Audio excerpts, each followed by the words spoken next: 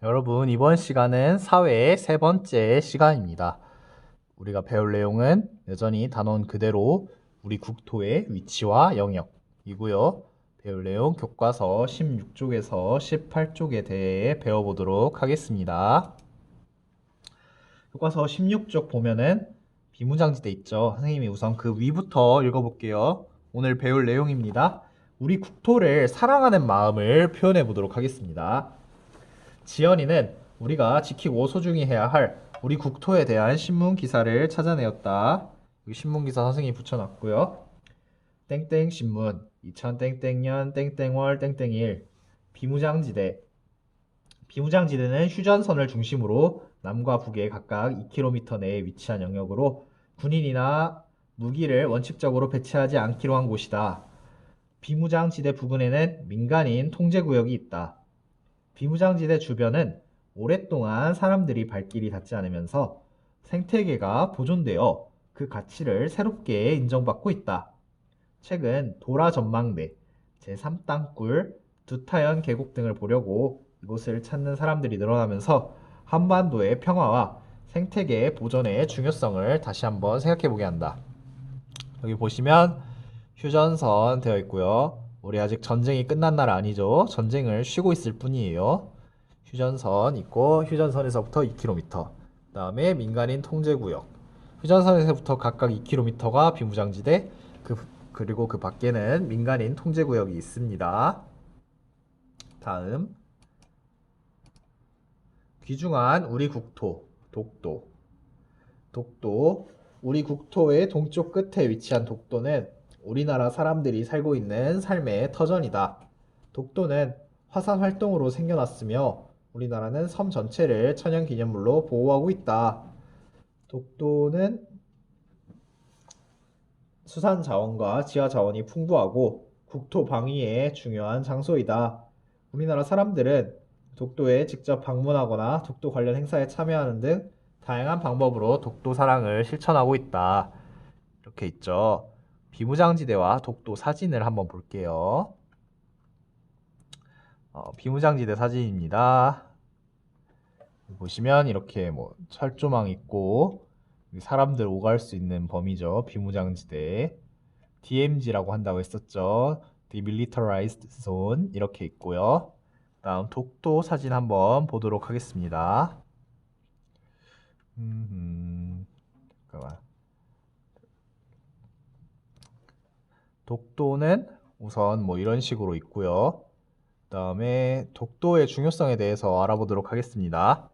독도의 중요성은 우리가 지난 시간에 영토, 영공, 영해에 대해서 배워보았을 거예요. 잠시 교과서를 15쪽으로 넘어가 볼까요? 지난 시간에 봤던 대한민국 사진이 아주 잘 나와 있죠. 그리고 우리 영해에 대해서 무엇이라고 배웠죠? 네, 동해에서 영해가 설정된 기준이 썰물대로부터 뭐 12L이 22km 정도 이렇게 배웠었고, 또 국토의 개념은 한반도와 원래 한반도와 그 부속도서거든요. 한반도에 속한 섬 이렇게 이제 국토가 설정이 됩니다. 이렇기 때문에 독도가 우리나라에 속한 섬이면은 우리나라의 영해 범위가 넓어진다고 할 수 있고, 또 우리나라 배들의 통행이 자유로워지겠죠. 또 여러분 독도 하면은 일본이 상당히 탐낸다는 말 많이 들어봤을 거예요. 왜 일본이 탐을 내느냐? 독도가 만약 일본 땅이면은 일본의 영해가 독도를 기준으로 또 넓어지고, 우리나라는 독도가 없어지면은 울릉도가 가장 동쪽에 위치한 섬이니까 거기를 기준으로 영해가 설정이 되겠죠. 여러분들은 체감이 잘 안 될 수도 있는데, 지금 혹시 극장에 상영 중인 영화 1917을 본 사람이 있을까요? 코로나 때문에 극장에 가면 안 되긴 하지만 선생님은 이제 유튜브를 통해서 영화를 구매해서 봤거든요. 1917 영화를 보면은 이런 대사가 나와요. 1917 영화 자체는 영국과 독일군이 세계 1차 대전 때 싸우는 내용입니다. 이런 대사가 나오는데, 땅 1cm를 뺏기 위해서 정말 수많은 사람이 계속 죽어나간다, 이런 대사가 나옵니다. 이렇게 각 나라는 자기 나라의 그 부흥을 위해서 자기 나라의 국토를 넓히기 위해서 1cm 가지고도 그렇게 막 수많은 사상자가 나올 만큼 전쟁을 하거든요. 그와 같은 맥락으로 일본 역시 독도를 상당히 탐냅니다. 또 그런 일본의 관점이 반영된 세계 지도도 몇 개 있어요. 우리나라의 동해를 동해라 표현하지 않고 일본해라고 표현하는 지도가 있는데 정말 마음에 들지 않습니다. 그래서 여러분들이 독도에 지속적으로 관심을 가지고 독도를 지켜야 한다는 생각을 갖고 있어야 해요. 또 독도가 우리나라 국토가 되면은 영해도 그 기준으로 또 설정이 되고, 그러면 뭐 어업권과 자원 채취권 같은 게 있는데, 독도가 또 왜 중요하냐면은 독도의 천연 자원 메탄 하이드레이트라는 자원이 있어요. 이것이 무엇이냐? 미래에 좀 자원의 역할을 할 수 있는 자원으로 평가를 받고 있고요. 독도 근처 바다에 많이 묻혀 있다고 알려져 있습니다. 여러분, 지금 가장 세상을 움직이는 에너지는 일단 아직은 석유입니다. 그러나 석유는 여러분들 들어봤을 테지만 뭐 몇십 년 내로 고갈이 된다, 이렇게 전망이 되고 있죠.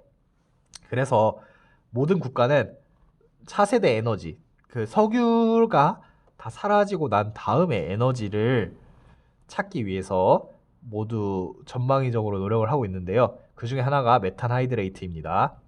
선생님, 메탄 하이드레이트 사진 한번 보여줄게요. 메탄 하이드레이트는 우선